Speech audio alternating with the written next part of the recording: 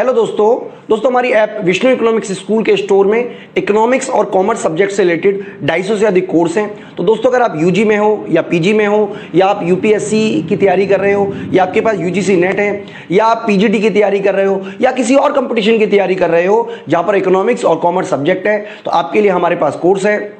तो दोस्तों हमारी ऐप जरूर डाउनलोड कर लीजिएगा, विष्णु इकोनॉमिक्स स्कूल। हेलो दोस्तों इस वीडियो में हम बात कर रहे हैं रिकार्डो के लगान सिद्धांत के फर्स्ट पार्ट की। तो बच्चों इस पूरी की पूरे टॉपिक पर हम 2 वीडियो बनाने वाले हैं। जो दूसरी वीडियो हमारी प्राइवेट वीडियो है जो कि आपको हमारी ऐप विष्णु इकोनॉमिक्स स्कूल में मिलेगी। तो बच्चों हमने यूजी पीजी यूजीसी नेट और भी कई तरीके के कोर्सेज बनाए हुए हैं, तो सारे के सारे कोर्स आपको हमारी ऐप में मिलेंगे। इसके अलावा आपको ऐप के अंदर वीडियो के अलावा पीडीएफ नोट्स और टेस्ट सीरीज भी वहाँ पे आपको मिलेंगी। तो चलिए स्टार्ट करते हैं। जो हमारा टॉपिक है लगान का, रिकार्डो का लगान सिद्धांत। तो देखिए सबसे पहले आपको समझना है कि रिकार्डो ने अपनी पुस्तक थी, उसकी रिकार्डो की एक पुस्तक थी जिसका नाम था प्रिंसिपल ऑफ पॉलिटिकल इकोनॉमी। तो प्रिंसिपल ऑफ पॉलिटिकल इकोनॉमी में उन्होंने अपने विचार दिए और principle of political economy and taxation, जो पूरा नाम इसका ये था। तो इससे पहले बच्चों जो प्रकृतिवादी थे या जो एडम स्मिथ थे उन्होंने कोई सिस्टमेटिकल लगान नहीं बताया। उन्होंने बस ये बताया कि लगान जो होता है वो प्रकृति के द्वारा एक तरीके का उपहार है। पहली बार जो लगान सिद्धांत को व्यवस्थित करने का काम है वो रिकार्डो के जाता है। और जैसा कि मैंने आपको बताया प्रकृतिवादी और एडम स्मिथ ने इसको प्रकृति की उदारता का प्रतिफल कहा, लेकिन रिकार्डो ने कहा कि यह प्रकृति की उदारता का नहीं बल्कि प्रकृति की कंजूसी का परिणाम है। यानी कि प्रकृति द्वारा एक जैसी भूमि नहीं बनाई गई है, प्रकृति द्वारा अलग अलग भूमि में अलग अलग उर्वरक शक्ति डाली गई है। तो प्रकृति ने ये जो कंजूसी की है सभी भूमि को समान रूप से कुशल ना बनाने का, उसकी वजह से लगान पैदा होता है, ऐसा मानना था रिकार्डो का। अब रिकार्डो के अनुसार जो लगान है वो भूमि की उपज का वह भाग है जो भूमि की मौलिक तथा अविनाशी शक्तियों के लिए भूस्वामियों को दिया जाता है। तो ये रिकार्डो ने लगान की डेफिनेशन दी कि लगान भूमि का उपज का वह भाग है जो भूमि के मौलिक तथा अविनाशी शक्तियों के लिए भूस्वामियों को दिया जाता है। रिकार्डो के अनुसार लगान केवल भूमि को ही प्राप्त होता है, बाकी के किसी साधन को लगान प्राप्त नहीं होता। लेकिन आधुनिक अर्थशास्त्री मानते हैं कि लगान भूमि के और भी साधनों को मिलता है, लेकिन भूमि को लगान दीर्घ काल तक मिलता है, जबकि बाकी के साधनों को लगान केवल अल्पकाल में ही मिलता है।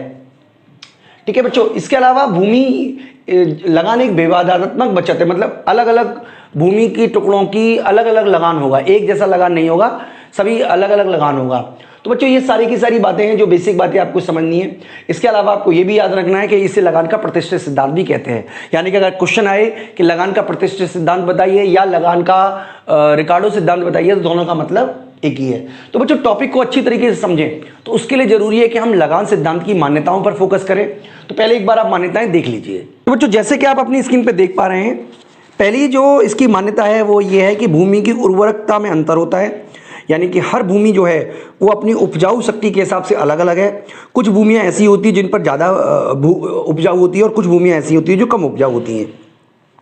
हम ये भी मान लेते हैं कि एक देश में, एक अर्थव्यवस्था में जो भूमि की मात्रा स्थिर है, यानी कि भूमि को ना तो घटाया जा सकता है ना बढ़ाया जा सकता है। इसके अलावा बच्चों हमारी एक ये भी मान्यता है कि भूमि का जो उपयोग है वो केवल और केवल खेती में किया जाता है। यानी कि भूमि का कोई अन्य ऐसा वैकल्पिक तरीका नहीं है जिसका प्रयोग हम कर सकें।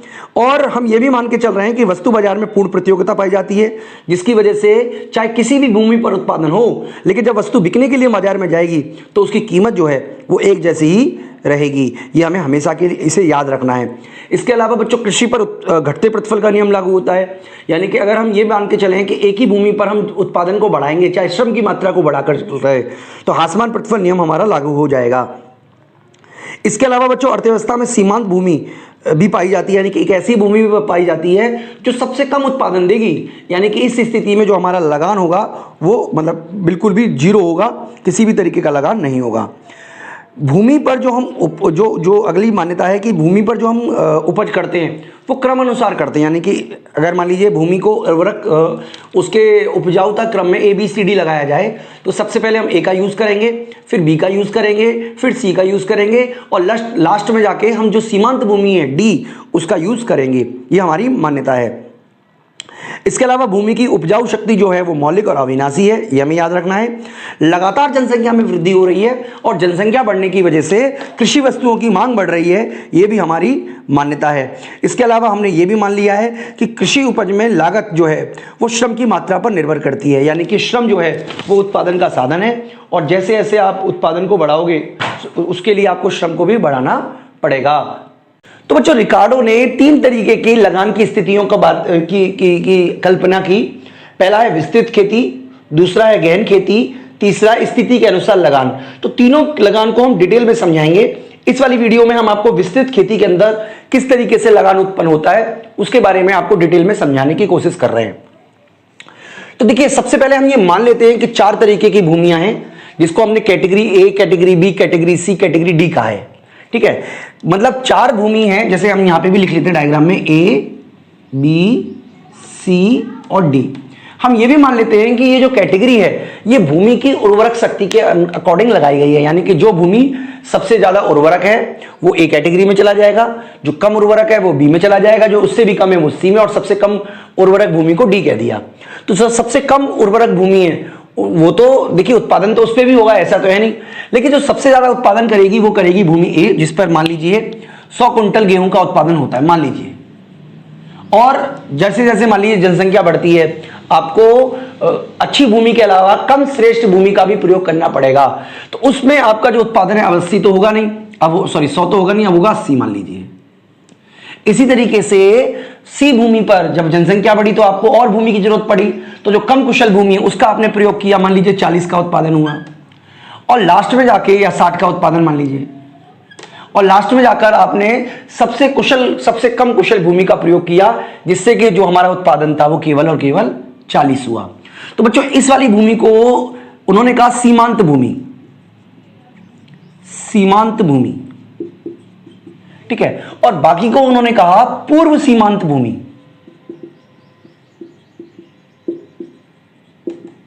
तो लगान किसको मिलेगा?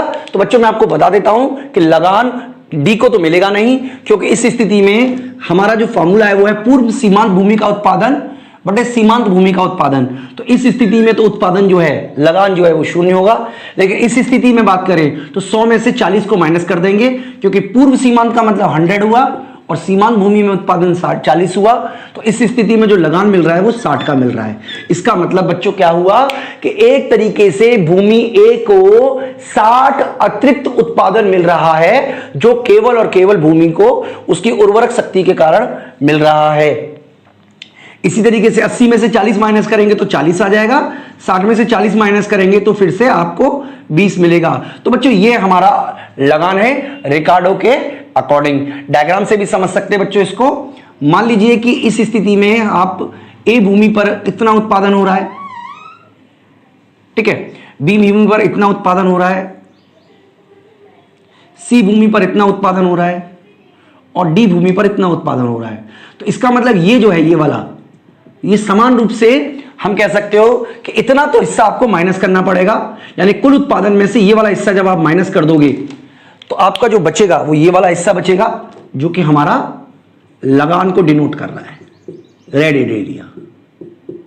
यानी इस स्थिति में 0 लगान है, बाकी की सभी भूमियों पर क्या मिलेगा? लगान मिलेगा। तो बच्चों ये उस स्थिति में हमने आपको बताया जब विस्तृत खेती होती है। विस्तृत खेती का मतलब है भूमि जो है वो पर्याप्त मात्रा में मौजूद है। जैसे जैसे जनसंख्या बढ़ती है आप अच्छी भूमि के स्थान पर कम अच्छी भूमि का प्रयोग करना शुरू कर देते हो, तो जो अतिरिक्त मिलता है उसी को बोलते हैं बच्चों लगान।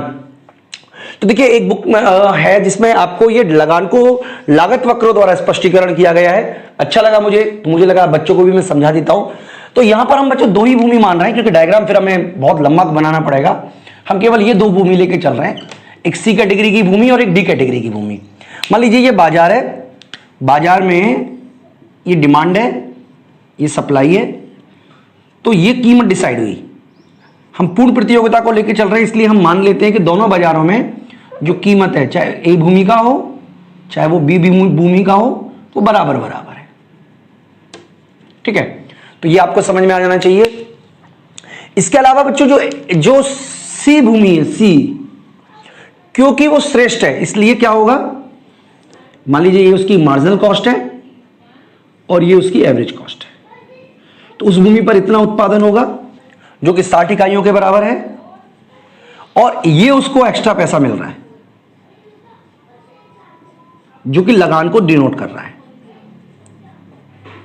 ठीक है, रिकार्डो की नजर में ये लगान है जो भूमि को मिलता है। जो डी श्रेणी की भूमि है वो ये वाली कंडीशन आएगी, यानी कि वो 40 का उत्पादन करेगी और इस स्थिति में किसी भी तरीके का लगान नहीं मिलेगा। तो ये हमारा जो कंडीशन है, ये लगान को स्पष्ट, लागत वक्र द्वारा हमने लगान को स्पष्टीकरण किया है, यानी कि इस केस में एवरेज कॉस्ट एवरेज रेवेन्यू के बराबर है। तो डेफिनेटली आपको किसी भी तरीके का एक्स्ट्रा पैसा नहीं मिल रहा है, जबकि यहां पे आपको एक्स्ट्रा पैसा मिल रहा है। तो बच्चों ये कंसेप्ट हम यहीं पे कंप्लीट करते हैं। अगली जो वीडियो होगी उसमें हम आपको गहन खेती और स्थिति अनुसार लगान के बारे में बताएंगे, साथ ही साथ जो रिकार्डो के लगान सिद्धांत की आलोचना है उस पर भी चर्चा करेंगे। बच्चों इस वीडियो में इतना ही। मैं उम्मीद करता हूं कि आपको कंसेप्ट समझ में आ गया होगा। ऐप को डाउनलोड जरूर कर लीजिएगा। इस वीडियो में इतना ही। Thank you.